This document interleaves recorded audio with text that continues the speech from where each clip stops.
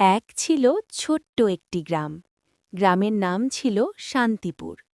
সেই গ্রামের পাশেই ছিল এক রহস্যময় জাদুর বন।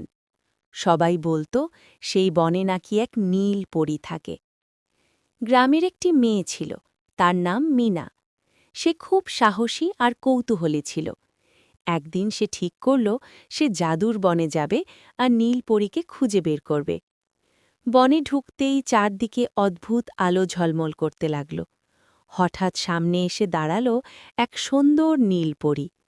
পরীটি মিষ্টি হেসে বলল, তুমি ভয় পাওনি কেন? মিনা বলল, আমি নতুন কিছু জানতে ভালোবাসি। পরী খুশি হয়ে তাকে একটি জাদুর ফুল দিল। বলল, এই ফুল তোমার মন ভালো রাখবে, আর যাদের কষ্ট আছে তাদের সাহায্য করতে পারবে।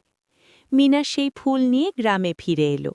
এরপর থেকে সে সবার সাহায্য করতে লাগল, আর তার গ্রাম হয়ে উঠল সবচেয়ে সুখী জায়গা।